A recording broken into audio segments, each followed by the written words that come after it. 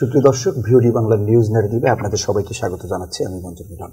আপনারা জানেন যে সমসাময়িক নানা বিষয় নিয়ে আমাদের এই আয়োজন, আর আমাদের এই আয়োজনে আজকের মতো আমাদের সাথে যুক্ত হয়েছেন সাবেক ছাত্রনেতা এবং বাংলাদেশ জাতীয়তাবাদী কৃষক দলের কেন্দ্রীয় সদস্য নীলিমা ইসলাম বিশ্বাস। নীলিমা ইসলাম বিশ্বাস, আপনাকে ভিওডি বাংলা স্টুডিওতে স্বাগত জানাচ্ছি। ধন্যবাদ। আমরা দেখলাম যে ডাকসু নির্বাচন হয়ে গেল, ডাকসু নির্বাচনের ফলাফল ঘোষণা চলছে। সব জায়গায় ছাত্র দলের ভরাডুবি, ব্যর্থতা বলবো। আপনি ছাত্র দলের রাজনীতির সাথে যুক্ত ছিলেন, আপনি কুষ্টিয়া ইসলামী বিশ্ববিদ্যালয়ে একসময় ছাত্র দলের রাজনীতির সাথে সক্রিয়ভাবে জড়িত ছিলেন। আপনার বাবাও বিএনপির সাথে জড়িত ছিল, সাবেক সংসদ সদস্য। আপনার কি মনে হয় জাতীয় রাজনীতিতে, যদিও না, এই ছাত্র রাজনীতিতে বিএনপির বা অঙ্গসংগঠন ছাত্র দলের এই যে পরাজয় বা এই ব্যর্থতা, কি কারণে বা কি মনে হচ্ছে আপনার?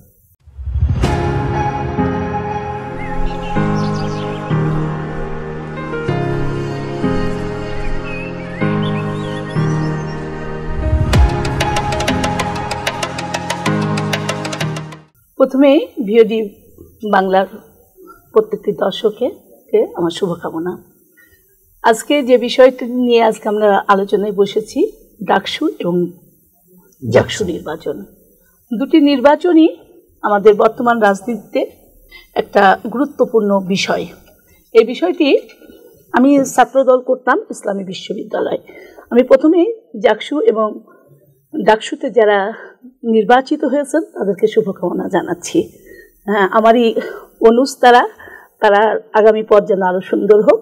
পাশাপাশি যারা এই পরাজিত হয়েছেন, আমি তাদেরকে পরাজয় বলবো না, তাদের জয়ের সূচনা এখান থেকেই শুরু হলো। আসলে ডাকসু নির্বাচন যেটি হয়েছে সেটা হার বলতে আপনার আপাত দৃষ্টিতে আপনাদের কাছে হার মনে হচ্ছে, কিন্তু আমার কাছে এটা হার না। কেন হার না? আমি কিন্তু ছাত্র দলের রাজনীতি করতাম এবং আমি ইসলামী বিশ্ববিদ্যালয়ের ছাত্র দল করতাম। ইসলামী বিশ্ববিদ্যালয় কিন্তু শিবিরের একটা ঘাঁটি এবং সবচেয়ে প্রাক্তন ঘাঁটি। আমি 2001 সালে বিশ্ববিদ্যালয়ে ছেড়েছি, অর্থাৎ আমি 95 থেকে 2001 সাল পর্যন্ত বিশ্ববিদ্যালয়ে অবস্থান করতাম। তো আমি সেই সময় শুধুমাত্র, এখন তো ঢাকা জাহাঙ্গীরনগর বিশ্ববিদ্যালয় অনেক বিশ্ববিদ্যালয় আছে যেখান থেকে ছাত্র শিবির ব্যাপকভাবে আর কি বিজিত হচ্ছে, কিন্তু সেই সময় আমরা যারা রাজনীতি করতাম তখন আমরা জামাত শিবিরের রাজনীতির সাথে খুব বেশি পরিমাণ পরিচিত ছিলাম এই কারণে যে তখন ইসলামী বিশ্ববিদ্যালয় একটা জায়গা যেখানে শিবিরের ঘাঁটি ছিল, এবং শিবিরের সেই ঘাঁটি এবং রাজশাহী বিশ্ববিদ্যালয়, এই দুটো বিশ্ববিদ্যালয়ে তখন শিবিরের একটা ঘাঁটি ছিল। ওরা কিন্তু কৌশল অবলম্বন করত, এবং তখনকার আমরা যারা রাজনীতি করতাম তখন আমরা তাদের ভালো দিক মন্দ দিক প্রত্যেকটা জিনিসই কিন্তু দেখেছি। হ্যাঁ, এবং তাদের সম্পর্কে আমরা একটা ডিসিশন নিতে আমাদের অনেক সুযোগ হয়েছে। কিন্তু আমরা সাধারণ মানুষ ম্যাক্সিমাম সময় মজলুমের পক্ষে থাকি, যারা নির্যাতিত হয় তাদের পক্ষে থাকি। দীর্ঘ 17-18 বছর শিবির কিন্তু প্রকাশ্যে কোনো কর্মসূচি কখনোই পালন করতে পারেনি। তারা কিন্তু সব সময় আওয়ামী লীগের ছত্রছায়া থেকে রাজনীতি করেছে এবং নীরবে নিঃশব্দে তারা সংগঠনের কার্যক্রম চালিয়ে গেছে। পক্ষান্তরে আপনি দেখবেন জাতীয়তাবাদী ছাত্র দল, তারা কিন্তু তাদের কার্যক্রম সেভাবে করতেই পারেনি, কারণ তারা তো প্রকাশিত। তারা গেলেই তাদেরকে বিভিন্ন নির্যাতন, মামলা হুমগুম আসেই, তারপর তাকে ক্যাম্পাসেই ঢুকতে দেওয়া হয়নি ম্যাক্সিমাম সময়ে। যার কারণে হয়েছে কি, যে ছাত্র শিবির যে বেনিফিটটা পেয়েছে, তাদের সাথে সকল ছাত্রদের এই তরুণ প্রজন্মের যারা বিশ্ববিদ্যালয়ে এখন পড়ছে তাদের সাথে একটা সম্পৃক্ত যোগাযোগের অবস্থাটা খুব সুন্দর ছিল। বাট ছাত্রদলের এটা হয়নি। ছাত্রদল, আমি মনে করি আমার দৃষ্টিতে, যে 5000 ভোট পেয়েছে, 5000 সামথিং ভোট পেয়েছে, এটাই তাদের জন্য ব্যাপক। এখানে হতাশ হওয়ার বিএনপির জন্য বিন্দু পরিমাণ কিছু নেই। কেন কিছু নেই? আপনার শিবিরের একটা, আপনার ভালো হলে পরে তার দায় নেবেন, খারাপ হলে তার দায় নেবেন না, তখন চলে যাবে বিষয়টা ভিন্ন খাতে। এই যে একটা রাজনীতি, আচ্ছা আপনারা বলেন তো, এই 18 বছরের যে রাজনীতি চলেছে সেখানে আওয়ামী লীগ যে সমস্ত কার্যক্রম করেছে, এই কার্যক্রমের দায় কি পরোক্ষভাবে শিবিরের উপর বর্তায় না? আপনার কাছে আমার প্রশ্ন, বর্তায় কিনা বলেন। কারণ একজন যদি আমরা আওয়ামী লীগের যে সমস্ত কার্যক্রমের জন্য তাদেরকে আমরা সবসময় বলছি তারা হচ্ছে ফ্যাসিস্ট। তো ফ্যাসিস্টের সাথে যারা ছিল, আমরা জানি এটি বর্তায় বা বর্তায় না, যদি সক্রিয়ভাবে এখন যারা ছাত্র শিবির করছেন তাদের মধ্যে যদি ছাত্রলীগের হামলার সাথে যারা জড়িত আছে অবশ্যই তাদের উপরে বর্তায়। কিন্তু আমরা দেখলাম এই ক্যাম্পাসগুলোতে শিক্ষার্থীরা সেই রায় কিন্তু দেয়নি। না না, এখন প্রশ্ন হচ্ছে যে একটি রায় দেওয়ার কথা ছিল, প্রশ্ন হচ্ছে এর আগে কিন্তু নুরুল হক নূর সেও কিন্তু ভিপি নির্বাচিত হয়েছেন। তাহলে সেই ভিপি নির্বাচিত হয়েছে তখন কিন্তু আওয়ামী লীগের সময় সে ভিপি নির্বাচিত হয়েছে। কেন নির্বাচিত হলো সে? তখন তো আওয়ামী লীগ মানে সমস্ত জায়গায় নির্বাচন নিয়ে বিতর্ক আছে না, বিতর্ক আপনার এই নির্বাচন নিয়ে বিতর্ক থাকবেই। বিতর্কের মধ্যেও কিন্তু নুরু বিজিত হয়েছে, এটা তখন একটা প্রতিফলন ছিল, এখন একটা প্রতিফলন। আসলে না, আমরা যারা রাজনীতি করি আমরা আমাদের রাজনীতির যে ভুলগুলো সেগুলো আসলে চোখে দেখতে পারিনি। আমরা এই প্রজন্মের ছাত্রদের সাথে নিজেদেরকে কানেকশন করতে পারিনি। পাশাপাশি আমাদের কিছু 5ই আগস্টের পরে এক আকাশচুম্বী জনপ্রিয়তা থেকে আমাদেরকে পার্সোনালি আমাদের এই যে ভরাডুবি, বিএনপির মতো একটা বৃহৎ রাজনৈতিক দলের এই ভরাডুবি, এখানে আসলে আমি পরাজয় মনে করি। এখানে আমাদের শিক্ষা নির্বিচার, আমাদের কিছু কিছু ছোট ছোট ত্রুটি বিচ্যুতি আছে। সেই ত্রুটি বিচ্যুতিগুলো যদি আমরা ঠিক করে ফেলতে পারি, আমি বিশ্বাস করি এটা আমাদের একটা আমাদের জন্য একটা সতর্ক সংকেত। এই সতর্ক জায়গা থেকে যদি যেমন আমাদের অনেক এখন সিনিয়র লিডাররা রয়েছে, আমি বলতে বাধ্য হচ্ছি আমাদের নতুন প্রজন্মদের সম্পর্কে যে ভাষাচরণ, আমার দলের অনেক বড় বড়, আমি একটা দলের সাধারণ কর্মী, সেই জায়গা থেকে আমি ওই বড় নেতাদের নাম উচ্চারণ করতে চাচ্ছি না, কিন্তু এত বড় বড় নেতারা তাদের মানে তারা যারা রাজনীতিতে আসছে তাদেরকে স্বাগতম জানাবে, তাদেরকে ভালোভাবে গ্রহণ করবে, তাদেরকে এমন ভাষা চয়নের মাধ্যমে তাদেরকে অবশ্যই তাদের কাজের সমালোচনা করুক, কিন্তু সমালোচনার ভাষাটা তো সুন্দর হতে পারে। দেখবেন যে আমার দলে অনেক সিনিয়র লিডার ভাসিয়ে দিচ্ছে যে আমি এগুলো উচ্চারণ করতে চাচ্ছি না। যে এই জাতীয় কথাবার্তা এগুলো কিন্তু দলকে বা প্রজন্মকে হার্ট করছে। দলের নেতাকর্মীদের যে বক্তব্য অনেক ক্ষেত্রে দেখা যায় যে বিশেষ করে সিনিয়র লিডার এই প্রজন্মের ছাত্রদের পালসটা বুঝতে পারছে না। তরুণ প্রজন্ম আসলে এই বিষয়গুলো মানে এখন তারা এগুলো নিতে চায় না, তারা সামনের দিকে রাজনীতি করতে চায়, তাদেরকে বিভিন্ন ট্যাগ দেয়া। পাশাপাশি এই প্রজন্ম কিন্তু শিবিরের ভালো কর্মকাণ্ড দেখেছে, মজলুম শিবিরকে দেখেছে। আমরা যে শিবিরকে দেখেছি আপনার হচ্ছে 2001 সালের আগে, মানে আমি যখন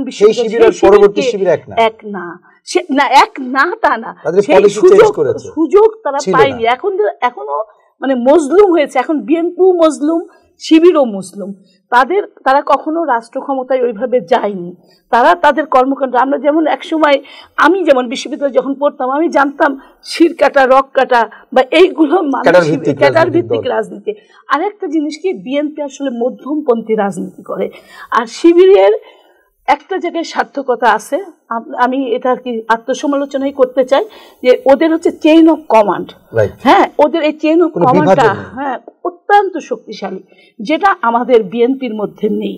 কি ছাত্র সংগঠন বলেন, কি মাদার সংগঠন বলেন, কোন সংগঠনের মধ্যে একটি বিষয় স্পষ্ট যে এই যে ট্যাগিং এর যে রাজনীতিটা, যেটি আসলে আওয়ামী লীগ যে রাজনীতি করে মাঠে অনেকটা আওয়ামী লীগকে পরিত্যাজ্য করেছে সাধারণ মানুষ এবং নতুন প্রজন্ম, ও মুক্তিযুদ্ধ কেন্দ্রিক যে ট্যাগিংটা, সেই ট্যাগিংটা ব্যবহার করে কি আপনার বক্তব্যের মধ্যে দিয়ে বেরিয়ে এসেছে, সেই ট্যাগিংটা ব্যবহার করার কারণেই কি আসলে ছাত্রদল পিছিয়ে পড়েছে?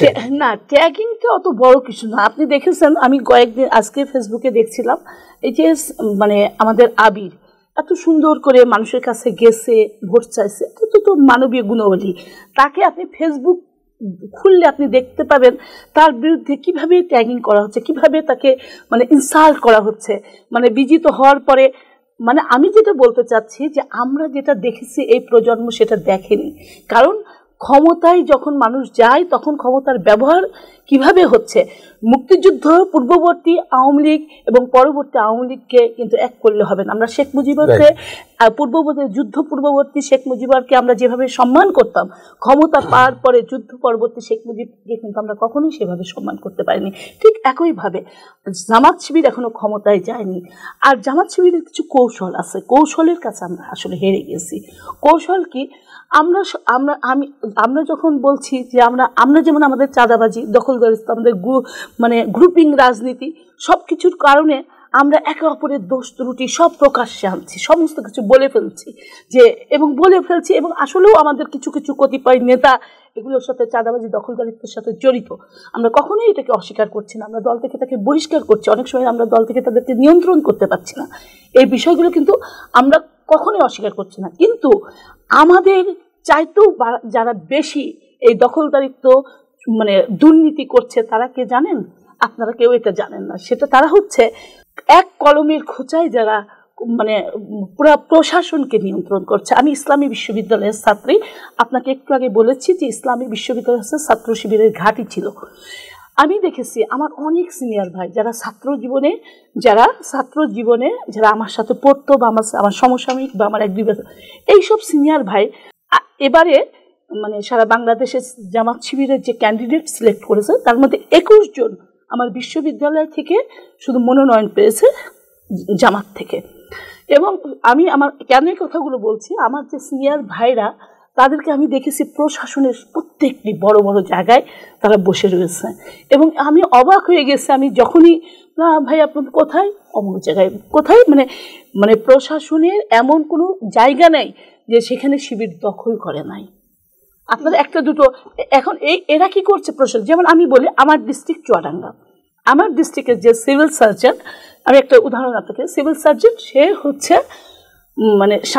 গত 1-2 মাস আগে চুয়াডাঙ্গাতে কিছু সিভিল সার্জন অফিস থেকে কিছু লোক নিয়োগের কথা হলো। আপনি বিশ্বাস করবেন না, 40 জন নিয়োগ প্রক্রিয়া চললো। এই 40 জনকেই এমনভাবে এই হাদি সাহেব, আমি নামটা উচ্চারণ যেহেতু সবাই ওপেন সিক্রেট বিষয় এবং পেপার পত্রিকায় সবাই জানে, হাদি সাহেব, আমি এটা আর কি বের করছি। হাদি সাহেব সে হচ্ছে ওখানে সিভিল সার্জনের দায়িত্ব ছিল। সে কি করেছে, সে একদম সবাইকে পাশ কাটিয়ে একদম 40টা ব্যক্তি সিভিল সার্জন অফিসে নিয়োগ দেবে। 40টা ব্যক্তি জামাত শিবিরের কোনো না কোনো এজেন্টের সাথে যুক্ত। 2001 থেকে 2006 সালে না এই রিসেন্ট, আপনার 2 মাস আগেকার কথা বলছি। হাদি সাহেব চুয়াডাঙ্গা জেলা সিভিল সার্জন, তার নিয়ন্ত্রণে 40 জন সিভিল সার্জনের যে নিয়োগ প্রক্রিয়া হয়েছে, 40 জনকে সে দলীয়ভাবে নিয়োগ দিয়েছে। এই কোন হাদি সাহেবের কথা বলছেন আপনি? বিএমএ ড্যাব করতেন তিনি? ড্যাব করতেন কিন্তু আমি ক্লিয়ার বলতে পারবো না। এখনো বর্তমানে চুয়াডাঙ্গা জেলার সিভিল সার্জনের দায়িত্ব পালন করছে এবং এই সিভিল সার্জন জামাতের রাজনীতির সাথে অতপ্রতভাবে জড়িত। হ্যাঁ, সেই ব্যক্তি এবং এটা নিয়ে পেপার পত্রিকায় ব্যাপক লেখালেখির পরে ব্যাপক আমরা সমস্ত কিছু তার ডকুমেন্টারি সহজ সব কিছু যখন তুলে ধরছি, পরে সেটাকে স্থগিত করে রেখেছে। আমি আপনাকে এই কথার উদাহরণটা এমন দিলাম যে আমি একটা উদাহরণ আপনাকে দিলাম যে আমার জেলাতে এই ঘটনা। আপনি জানেন না, আমরা যেটাকে বলছি যে আমার যে দলের ছেলেটা, সে আসলে একটা রাজনীতি দেখতে দেখতে এই পর্যন্ত এসেছে। ছাত্রলীগের যে রাজনীতিটা দেখেছে, ও মনে করছে রাজনীতি মানেই ওইটা, সে আসলেই মাঠ দখল করতে যাচ্ছে, হাত দখল করতে যাচ্ছে। আর আমরা কতিপয় নেতা তাদেরকে কন্ট্রোল করছি না বা কন্ট্রোল করতে চেষ্টাও করছি না।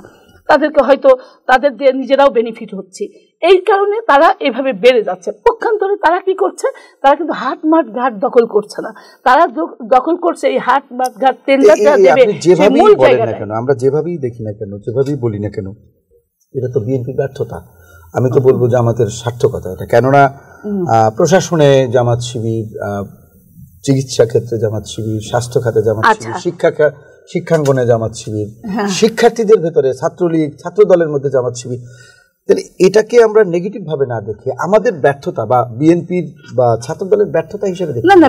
ছাত্র দল এই যে কৌশলের জায়গায় কি মার খেয়েছে না, ছাত্র দলের ব্যর্থতা তো আমি জীবনেও দেখবো না। কারণ আমরা যে রাজনীতি করছি, বিশেষ করে আমার টপ নেতা যে রাজনীতির নতুন, আমরা দেখেছি যে 5 আগস্টের পরে আমরা অনেকেই বলছি যে দোসরদেরকে কেন সরানো হচ্ছে না, প্রশাসনের বিভিন্ন রন্ধ্রে দোসররা, আওয়ামী লীগের দোসররা রয়ে গেছে। সেখানে খোঁজ খবর নিয়ে জানা গেছে যে এই যে দোসর বলা হচ্ছে যাদেরকে, তারাও প্রশাসনের ভেতরে ঘাপটি মেরেছিল, তারা জামাত শিবিরের লোক। এখন 5 আগস্টের পরে যখন তাদেরকে বিভিন্ন জায়গায় পদায়ন করা হচ্ছে, আপনি সেই জামাত শিবিরের লোকের বাইরে তো কাউকে পাচ্ছেন না। না, এখানে আপনাকে বলি, এখন তার আপনি আমি প্রথম কথাটা বললাম আপনাকে যে আপনি আওয়ামী লীগের দোষরদের বিচার করবেন কি করবেন না। আপনি এখন হয়েছে কি আমরা আমাদের সুবিধা মতো, আমার মনে হচ্ছে যে ও অপরাধী, ও আমার দল করছে না। আমি মানে এই আগে ছিল আমার মানে যে আমার এক বন্ধু ছিল মানে কোনো একটা অফিসের হেড, এখন সেই জায়গাটা আমি গিয়েছি, আমি আমার বন্ধুকে সেভ করছি যে তুমি সেভে থাকো, তুমি আমার সংগঠন করো। কারণ এই সুযোগটা তো জামাত করেছে আজকে 18 বছর ধরে। তারা কিন্তু আমি এই যে আপনাকে একটু আগে বললাম না যে আমি আমার অনেক সিনিয়র ভাইকে জানি যে বড় তারা ছাত্র জীবনে তারা ছাত্র শিবির করত, তারা পরবর্তী পর্যায়ে পদায়ন পেতে পেতে পেতে আজকে এই জায়গাটা আমি আমার জায়গা থেকে আমি স্পষ্টভাবে, হয়তো তাদের নাম বললে এখন বিষয়টাকে অন্যদিকে যাবে, আমি আমার সিনিয়র ভাইদের নাম বলতে চাচ্ছি না, কিন্তু জামাতের ইসলামী বিশ্ববিদ্যালয়ে আপনি দেখবেন একটা আলোড়ন আছে। কেন আছে? ইসলামী বিশ্ববিদ্যালয়ের সিনিয়র সেই ভাইগুলো মানে মন্ত্রণালয়, সচিবালয়, মানে সমস্ত জায়গায় একদম বড় বড় ঊর্ধ্বতন পর্যায়ে তারা বসে রয়েছে এবং তারা ওইভাবেই কন্ট্রোল করছে। তারা এতদিন মানে আওয়ামী লীগের ছত্রছায়া ছিল, এখন আওয়ামী লীগের সেই সব লোকগুলোকে তারা সেভ করছে, তারা সেভ করছে। এটা ঠিক আছে, এটা তো তাদের রাজনৈতিক কৌশল বলবো আমরা। এটা রাজনৈতিক কৌশল না, আসলে কৌশল আমরা ফ্যাসিস্ট তাড়াতে চাই। আমাদের নতুন প্রজন্ম বা তাড়িয়ে কোথায় দিবেন আপনি? সব মানুষকে দেশ থেকে তাড়িয়ে না, দেশ তাদের বিচারের আওতায় আনতে হবে না। আপনি বলছেন যে আপনি ছাত্রলীগের, আমি কোনো পোস্ট, তাহলে যদি এই জায়গায় আসেন তাহলে তো এরকম প্রশ্ন আসবে, আপনি একদিকে আওয়ামী লীগের বিচার চাইবেন, এলাকায় তাকে থাকতে দিবেন, আবার তার ভোট কামনা না না না না, আমরা ভোট চাই না, আমরা ভোট চাই না। গুপ্ত সংগঠন একটা মানুষ, প্রকাশ্য শত্রুকে আপনি কিন্তু সরাসরি অ্যাটাক করতে পারেন, প্রকাশ্য শত্রু আপনি সবকিছু, কিন্তু গুপ্ত সংগঠন, আন্ডারগ্রাউন্ড সংগঠন কখন আপনি তার মাপকাঠি, সে কোনটা ভুল কোনটা ঠিক বা কি কি করছে এগুলো কিন্তু আমরা। আর আরেকটা বিষয় আছে, তাদের তো অবশ্যই যাকে যতটুকু ক্রেডিট দেওয়ার, আমি একদম ঢালাওভাবে আমার দলের কথা বলবো না, ব্যর্থতা তো আমার আছেই। আমি তো প্রথমেই বললাম যে আমাদের সিনিয়র নেতাদের ব্যর্থতা, দ্বিতীয় নম্বর বললাম যে হাটমাট গাট দখল, এটা বিএনপি কন্ট্রোল করতে পারছে না, তৃতীয় নম্বর আমি বলছি যে এই মানে জামাত শিবির যে কৌশলগত দিকগুলো নিয়ে আগিয়েছে, যেমন বিভিন্ন জায়গায় আপনি একটা ছাত্র বা আপনি একটা ছাত্রী, সেখানে হচ্ছে আপনাকে মানে অর্থনৈতিকভাবে বিভিন্নভাবে, আপনি ধরেন এসএসসি পাস, আপনার কিন্তু এসএসসি লেভেলের একটা চাকরি আপনার জন্য নিশ্চয়তা তারা দিচ্ছে। আপনি ধরেন মাস্টার্স পাস, আপনার যোগ্যতা সম্পন্ন চাকরি তারা নিশ্চয়তা দিচ্ছে। তারা সাংগঠনিকভাবে এতটাই মানে শক্তিশালী, প্রায় তার পাশাপাশি তারা কিন্তু কট্টরপন্থী রাজনীতি করে এবং আপনার ক্যাডার ভিত্তিক রাজনীতি করে। তাদের মানে আমরা তো ঢাকা বিশ্ববিদ্যালয় এবং জাকসুতে দেখলাম তাদের রাজনৈতিক কৌশল ভিন্ন, সেখানে কিন্তু রক্ষণশীল যে রাজনীতির ধারা সেটি কিন্তু আমরা দেখিনি। না দেখেন, এইটাই তো বলছি, তারা ব্যাপক একটা পরিবর্তন, এইটাই আমি বলতে চাচ্ছি, পরিবর্তনের সুযোগটা আমার ছাত্রদল পায়নি। পরিবর্তনের সুযোগটা তারা, আমি এই প্রথম রাজনীতির সুযোগ আপনাকে কেউ দিবেন না, সুযোগ পাইনি বলতে, সুযোগ দেয়নি বলতে, আপনি সেই সময় যে, আমি এইটাই বলছি, আপনারা পার্থক্যটা যদি না করতে পারেন। ঠিক আছে, শিবির ছাত্রলীগের ভেতরে ঢুকে নানান কৌশলে সাধারণ শিক্ষার্থী সেজে কিংবা ছাত্রলীগের নামে এই একটা কৌশলের মাধ্যমে, যেহেতু তাদেরকে রাজনীতি করার অধিকার দেওয়া হয় না, বিএনপিকে রাজনীতি করার অধিকার দেওয়া হয়েছে, স্টিম রোলার চলেছে একদিকে, কিন্তু স্বাভাবিক রাজনীতি করার অধিকার সরকার দিয়েছে। অত্যাচার নির্যাতন করেছে এটা ঠিকই, কিন্তু শিবিরকে কোথাও, জামাতকে কোথাও রাজনীতি করার সুযোগ দেওয়া হয়নি ওপেন। একটা পার্থক্য কিন্তু আছে। হ্যাঁ, সুযোগ দেওয়া হয়নি বলেই কিন্তু তারা আন্ডারগ্রাউন্ডে গেছে। কিন্তু আন্ডারগ্রাউন্ডে যে আরেকটা জিনিস আমি বলি, আমি একজন নারী সেই হিসাবে বলি, এরা হচ্ছে নারী নেতৃত্বের ক্ষেত্রে শিবিরটা কিন্তু ব্যাপক একটা মানে সম্প্রসারণ বিপ্লব এনেছে, যেটা আমরা ব্যর্থ হয়েছি। আমরা কেন ব্যর্থ হয়েছি আমি আপনাকে বলি। এখানে আমরা সবসময় শুধু মানে বিএনপির ব্যর্থতা আছে, কিন্তু তাদের মূল জায়গায় তারা আসলে তাদের আদর্শিক তারা কোনো রাজনীতি করে না, ফোকাস করতে পারে না। জামাত শিবির আদর্শিক কোনো রাজনীতি, তারা, আপনি একটা গ্রামের সাধারণ মানুষ, প্রত্যেকটা গ্রামে গ্রামে, আপনি আপনার নিজের গ্রামে একটু খোঁজ নিয়ে দেখেন, প্রত্যেকটা গ্রামে গ্রামে তালিম চলে। তালিমে কি হয়, তালিমে কি ঘটনাটা ঘটে, তালিমে আপনি সমস্ত ইসলামের কথা বলবেন বলে তাদেরকে দাওয়াত করে নিয়ে আসে। তাদের কাছে আমার ফ্যামিলি, আমার কিন্তু একটা বিশাল বড় ফ্যামিলি, হ্যাঁ, সেই ফ্যামিলি আমার চাচিরা, আমি একদিন আমি বাসায় গেছি, রিসেন্টের ঘটনা, জামাত ছাত্রী সংস্থার এক মেয়ে এসছে আমার কাছে চাঁদা নিতে বলছে, মিলি তুই বাসায় এসেছিস, তোর কাছে মানে কয় টাকা? 200 টাকা। যে আমার বাসা থেকে কয় টাকা তুলেছিস? তো বলছে সব মিলাই 2000 টাকা। তা বলছি যে তোরা চাইলে হাদিয়া আর আমরা চাইলে চাঁদা, এটা কোন ধরনের কথা? তোরা এই টাকাটা দিয়ে কি করবি? তোরা টাকাটা, তোরা তো সাংগঠনিক কাজ করবি, তোরা কি ইসলামের জন্য করছিস না? এই যে আমরা ধর্মভীরু, কিন্তু আমরা ধর্ম অন্ধ না। কিন্তু গ্রামের মানুষরা ধর্মভীরু, ধর্ম অন্ধ দুটাই।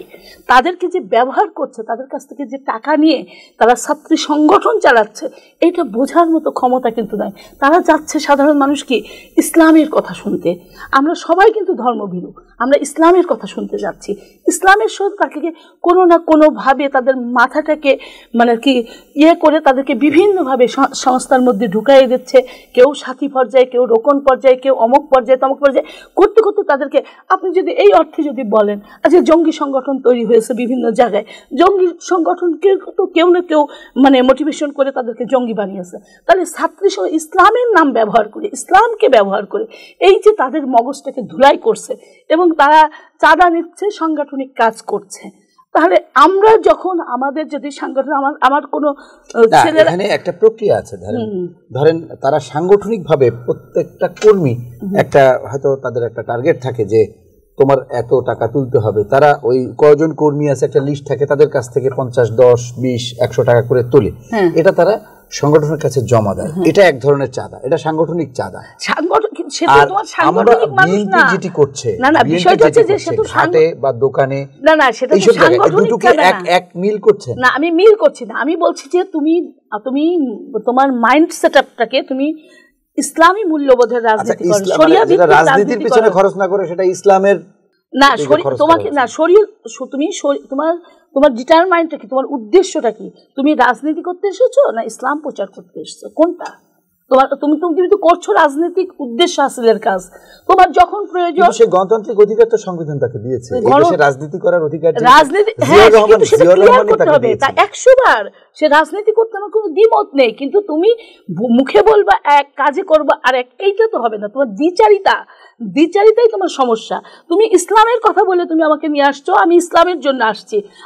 আমি একটা গ্রামের সহজ সরল মানুষ, আমাকে বলছে যে 5 ওয়াক্ত নামাজ পড়তে হবে, অমুক করতে হবে, তমুক করতে হবে। আমি ইসলামের কথা বললে আমি প্রাণ খুলে সেখানে আসছি, কিন্তু আস্তে আস্তে আস্তে আস্তে বিভিন্নভাবে আমাকে আমাকে শেখানো হচ্ছে জিহাদ করতে হবে, তারপর আমাকে শেখানো হচ্ছে এইটা করতে হবে, ওইটা করতে হবে। এই যে জঙ্গির কথাটা আমি যে বললাম, এই কারণেই বললাম যে মানুষের মগজকে যে এরা ধুলাই করছে, যে ধুলাই করে ইসলামের নামে, জামাত ইসলাম আর ইসলাম তো এক জিনিস না। এইটাই আমার কাছে আর কি যে এইভাবে। আর আমার নতুন জেনারেশন, আমার ভাইরা, তারা অত্যন্ত বুদ্ধিমান, তারা বর্তমান প্রেক্ষাপটে যারা সাদা চোখে যারা দেখছে, তারা সেই কারণেই কিন্তু এই সংগঠনগুলো, ছাত্র সংগঠনগুলো দেখছে যে এরা আসলেই ভালো কাজ করছে, এরা কোনো দুর্নীতির সাথে নেই, এরা হচ্ছে বিভিন্ন কোচিংয়ে করাচ্ছে, তারা বিভিন্ন মানুষকে হেল্প করাচ্ছে, যার যেটা প্রয়োজন সেটা দিচ্ছে। সুতরাং আমরা কেন এদের বিপক্ষে হবে? আর তারপরে বিএনপির সবচেয়ে বড় যেটা দুর্বলতা, সেটা আমি মনে করি মিডিয়া। কেন আমি বলছি? কারণ এই যে বিএনপির বিরুদ্ধে অপপ্রচার, আপনি দেখেন ছাত্র দলের মানে গ্রাম পর্যায়ে ওই যে মোটর কিছু টাকা পয়সা আছে, এটার পরিমাণটা কত, কিন্তু যেভাবে এটাকে হাইলাইট করে অপপ্রচার করা হচ্ছে। আমি বললাম 40 জন মানুষকে চাকরি দিয়েছে একটা জেলার, একজন ব্যক্তির কথা বললাম, 40 জন। ওখান থেকে আপনার মিনিমাম সে হচ্ছে 10 কোটি টাকা তার ইনকামও হতে পারতো, বা তার সাংগঠনিকভাবে যেভাবে করেছে তো সেটা তার আমরা ধামাচাপা দিতে যাচ্ছি। মোটর শ্রমিক কয় টাকা চাঁদা তুলেছে সেইটা নিয়ে কিন্তু আমরা যেভাবে ফলাও করে বলছি, এটা অবশ্যই দোষের, আমি কখনোই এটাকে অস্বীকার করছি না, কিন্তু এইটাকে যেভাবে আমরা মিডিয়া ক্রু করে এটাকে যে অপপ্রচার করছি, বাট আমরা ওই জিনিসটাকে কিন্তু সেইভাবে অপপ্রচার করতে পারছি না। কারণ ওই যে শিক্ষিত মানুষের একটা কলমের খোঁচায় হাজার হাজার টাকা বের করে নিচ্ছে, প্রশাসনকে কুক্ষিগত করে বিভিন্ন কার্যক্রম হাসিল করছে, ওই যে টেন্ডারবাজি করছে বিএনপির লোক, আর টেন্ডার যারা দিচ্ছে তারা দেখেন জামাতের প্রশাসনের লোক।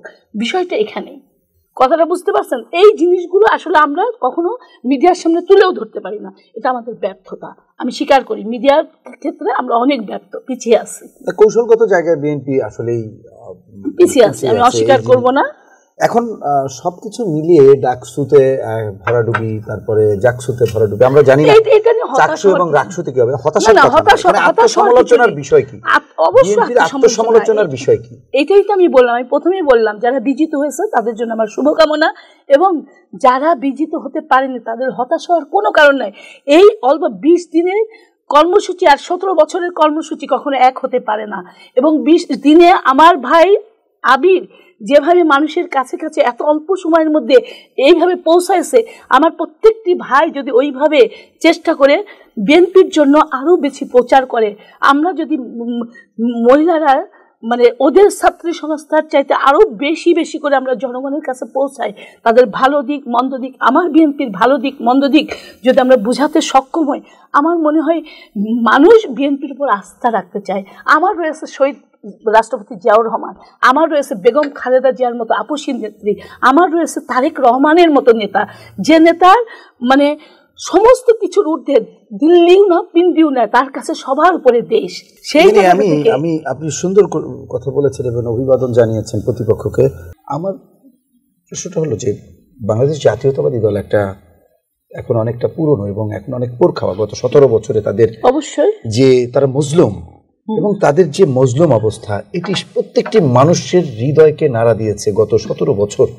এবং সেই মজলুম দলটি যখন 5 আগস্টের পরে এইরকম সমালোচনা, এইরকম একটা ভূমিকায় থাকে, তখন সেটি কিন্তু মানুষের মেনে নেওয়াও সেটি মানুষের জন্য অনেক অবশ্যই সেই আস্থার জায়গাটা যে তৈরি হয়েছিল সেই জায়গাটাকে ধূলিসাৎ করে দেওয়া হয়েছে। অবশ্যই এই জায়গায় একটু আমি বলি, আমি বলি আপনি অ্যাড করেন। এখানে বিএনপি এই জায়গায় কেন যাচ্ছে না? যে বাংলাদেশে কতটি থানা আছে আমার এই মুহূর্তে এক্সাক্ট হিসেব আমার কাছে নাই, 64টি জেলা, মহানগরের শাখা কয়েকটি আছে। এখানে কতজন লোক চাঁদাবাজ সন্ত্রাসী করছে? 5 জন 10 জন এক একটা শাখায়, এর বেশি তো না, কিংবা 2 জন 3 জন। সারা বাংলাদেশের ইউনিয়ন লেভেল থেকে মহানগর জেলা পর্যায় পর্যন্ত যদি এই লোকগুলোকে যদি আমরা আইডেন্টিফাই করতে পারি, এবং আমরা সবাই জানি তারা কারা, বা আইডেন্টিফাই করে তাদেরকে যদি কোণঠাসা করা হয় এবং দলের সমস্ত কর্মকাণ্ডের বাইরে রাখা হয় এবং কঠোর মেসেজ দেওয়া হয়, তাহলে তো জনগণের আস্থা তৈরি হবে। ধন্যবাদ। কেন করছে না? এটা কেন করছে না না বিএনপির বিষয় হচ্ছে, সত্যি কথা বলতে কি আবারও সেই বিএনপির আসলে এখন সিনিয়র নেতৃবৃন্দ যারা রয়েছে, আমি তাদেরকে একটু মানে এটা এভাবে আমি বলতে চাচ্ছি না, তারপরেও আমাকে বলতে হচ্ছে, কারণ আত্মসমালোচনা করতে হবে না। সমালোচনা না করলে আমরা সামনের দিকে আগাতে পারবো না। এই কারণে আমার যে সিনিয়র নেতারা, তারা সেই পুরাতন ধ্যান ধারণা নিয়েই পড়ে আসছে। তারা মনে করছে যে প্রতীক মানেই তাদেরকে একদম মানে যেটা আমার নেতা উপলব্ধি করছে।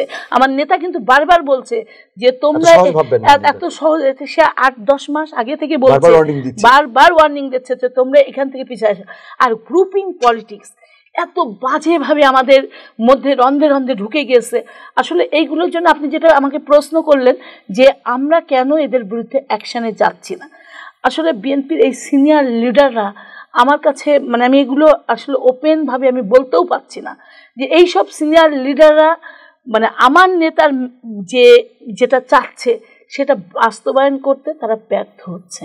কিন্তু আমাদের মাঠ লেভেলের প্লাস আমাদের মানে হাতে গুনে কতিপয় ব্যক্তিকে যদি আমরা এইগুলো থেকে দূরে রেখে আমরা সত্যিকার অর্থে মানে যাদের প্রকৃত যারা আর কি বিএনপি করে, প্রকৃত যারা জিয়ার আদর্শে বিশ্বাসী, তারা যদি আপনার নেতা মানে তাদের খুব অল্প সময়ের মধ্যেই এই ব্যবস্থাগুলো হবে এবং নিবে।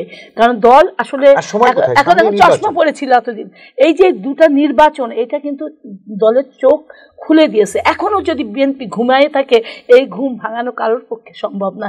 এই যে ডাকসু এবং জাকসু নির্বাচন, 2টো নির্বাচন বিএনপির চোখে আঙুল দিয়ে দেখিয়ে দিল যে কিসের বিএনপি মানে কিছু বিষয়কে যদি একটু পাশ কাশিয়ে দূরে রাখে বিএনপির অবসম্ভাবী বিজয় কেউ ঠেকাতে পারবে না। কিন্তু বিএনপি যদি নাকে সর্ষের তেল দিয়ে যে ভাবে যে আমি মানে আমার সব এসে আমার ধানের শেষে ভোট দিয়ে যাবে, এটা আসলে আমি সরি টু সে এটা কখনো কোনো অবস্থাতেই সম্ভব না। বিএনপিকে তাদেরকে মানে আমূল পরিবর্তন হতে হবে এবং এই মানে যে কোনো মূল্যে দখলদার চাঁদাবাজ এবং যারা হচ্ছে টেন্ডারবাজ সবাইকে রুখতে হবে। দল করতে চাইলে দলের জন্য শুধু বহিষ্কার শেষ কথা নয়, এখানে তাদের বিরুদ্ধে আইনি ব্যবস্থা নিতে হবে, আমরা কিন্তু যাতে করে সাধারণ মানুষের আস্থার যে জায়গাটা ফিরিয়ে আনতে পারেন। এখানে একটু কথা আছে, এখানে আপনি যেটা বলছেন আমি আগেই বলেছি, প্রশাসনের রন্ধে রন্ধে আগে ছিল আওয়ামী লীগ, এখন জামাত আওয়ামী লীগ।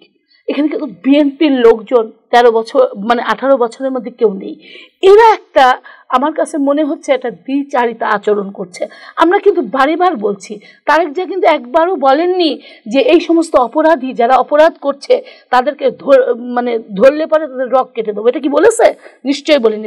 বরং বলছে বিএনপি বারবার বলছে যে অন্যায় করবে, যে চাঁদাবাজি করবে, যে দখলদারিত্ব করবে তাকে প্লিজ আপনারা ধরেন। আমরা দলের যারা মানে নেতৃস্থানীয় আছে আমরা বারবার বলছি যে যারা চাঁদাবাজির দখলদারিত্বের সাথে যুক্ত আছে তাদেরকে প্লিজ ধরেন, কিন্তু আসলে প্রশাসন ধরছে না, বা এটাকে মানুষকে খারাপ করার বা এই দলকে নিয়ে আবারও একটা ষড়যন্ত্র করছে। দলকে এই সুযোগগুলো করে দিয়ে দলের, আপনি যেমন বললেন না একটা কৌশল, এটাও একটা কৌশল। আমি মনে করি জামাত এবং আওয়ামী লীগের একটা কৌশল যে বিএনপিকে পোষতে সুযোগ দিচ্ছে, আর আমরা তাদের সেই সুযোগটাকে আমরা মানে কি তাদের ফাঁদ পেতে রেখেছেন, আমরা সেই ফাঁদে পা দিচ্ছি। কথাটা বুঝতে পারছেন? এই কারণে আমরা এই ফাঁদে পা দেওয়ার যদি আমরা বুঝতে না পারি এই দুটা নির্বাচনের পরে, তাহলে আমাদের আসলে ভবিষ্যৎ আমি দেখি। এখন আপনি আসলে দলের নীতি নির্ধারণ, সর্বোচ্চ নীতি নির্ধারণের কাছে আপনি অল্প ছোট করে বলবেন যে আপনার প্রত্যাশা কি, কি চান আপনি এই অল্প সময়ের মধ্যে? আর মাত্র 2 মাস পরে হয়তো নির্বাচনের তফসিল ঘোষণা হবে। আমার প্রথমে একদম চাঁদাবাজ, দখলদার এবং যারা এই সমস্ত কর্মকাণ্ডে তাদেরকে ঢালাওভাবে বিএনপি থেকে শুধু বহিষ্কার না, আজীবনের জন্য বহিষ্কার করতে হবে, প্রথম মেসেজ। আর দ্বিতীয় মেসেজ হচ্ছে সিনিয়র লিডারদেরকে আরও মানে এই নতুন প্রজন্মের পালস বুঝে সেইভাবে চলতে হবে, তাদের সাথে অ্যাড করতে হবে। তৃতীয় নম্বর হচ্ছে মিডিয়াকে আমাদেরকে অত্যাধিক শক্তিশালী করে আমাদের বিরুদ্ধে যে অপপ্রচার, আমরা যে নতুন বাংলাদেশ গড়ার প্রত্যয় সেই বিষয়গুলোকে আমাদেরকে পৌঁছায় দিতে হবে। এক্ষেত্রে আমরা প্রচণ্ড ব্যর্থ। এই ব্যর্থতাকে আমাকে ঢাকে আমরা মিডিয়ার মাধ্যমে সারা বাংলাদেশে আমাদের দলের যে ভবিষ্যৎ কর্মকাণ্ড প্রতিশ্রুতি নয়, আমরা বাস্তবায়নে বিশ্বাসী, সেই জায়গাটায় আমরা পৌঁছাতে পারলে 31 দফার আলোকে আমরা যদি সবাইকে বোঝাতে সক্ষম হই, এই ঘোর আমাদের কেটে যাবে। আমি এইটাই বললাম, আমি প্রথমেই আপনার সাথে বক্তব্য মানে আপনার সাথে কথা বলার শুরুতেই আমি বলেছিলাম যে ইসলামী বিশ্ববিদ্যালয়ের ছাত্রী, আমি কিন্তু জামাত শিবিরের সাথে রাজনীতি করেছি। সুতরাং তাদের যত কথাই বলেন তাদের ওই বিশ্ববিদ্যালয় কেন্দ্রিক, হল কেন্দ্রিক, কিন্তু আমাদের এলাকা কেন্দ্রিক আমাদের অবস্থান কিন্তু অত্যন্ত শক্তিশালী। হ্যাঁ, তারা নারী নেতৃত্বের জায়গায় একটু এগিয়ে রয়েছে। আমাদের 3-4টে পয়েন্ট যদি আমরা একটু খেয়াল করে এই দিকে একটুখানি সচেতনভাবে নার্সিং করি, আমার বিশ্বাস অচিরে এই অবস্থা দূর হবে এবং ইনশাআল্লাহ আমরা ভালোর দিকে আগাবো। আপনাকে অসংখ্য ধন্যবাদ। আপনি দলের সমালোচনা করেছেন, আত্মসমালোচনা করেছেন। স্বভাবতই আমরা এটি দেখি না দলের ভেতরে যে গণতান্ত্রিক চর্চার যে বিষয়টি সেটি না করতে হবে, আমরা তো গণতন্ত্রে বিশ্বাসী। দেখেছি। আপনাকে অসংখ্য ধন্যবাদ, আপনি আপনার ব্যস্ততার মাঝেও আমাদের সময় দিয়েছেন। ধন্যবাদ আপনাকেও আমাকে দেখার জন্য। সুপ্রিয় দর্শক, নীলিমা ইসলাম বিশ্বাস, তিনি সাবেক ছাত্রনেতা, একসময় ছাত্র দল করতেন, এখন বিএনপি করেন, বিএনপির একজন নেত্রী তিনি। যেমনটি বললেন, দলের আত্মসমালোচনা করলেন, দলের ভুলগুলো ধরিয়ে দিলেন এবং হাইকমান্ডের কাছে দাবি জানিয়েছেন যে এই ভুলগুলো যদি বিএনপি শোধরাতে পারে আগামী দিনে অবশ্যই বিএনপির একটা সোনালী ভবিষ্যৎ অপেক্ষা করছে। আর এই ডাকসু এবং জাকসুতে যে পরাজয় ছাত্র দলের, এটিকে তিনি পরাজয় হিসেবে দেখছেন না, তিনি এটিকে ইতিবাচক হিসেবে দেখতে চাইছেন। এবং তিনি তার বক্তব্যে যে মূল ভাষা বা যা ভাবার্থ সেটি হলো যে দলের ভেতরে একটি পরিবর্তনের চর্চার মাধ্যমে আগামী দিনে একটি ইতিবাচক পরিবর্তন ঘটিয়ে বিএনপি যেন সাধারণ মানুষের পালসটা বোঝে এবং সেই অনুযায়ী সামনের দিকে এগিয়ে যায়, তাহলে বিএনপি আগামী দিন হয়তো একটি ভালো শক্তিশালী অবস্থান তৈরি করতে পারবে। সবাই ভালো থাকুন, সুস্থ থাকুন, নিরাপদে থাকুন। ধন্যবাদ সবাইকে।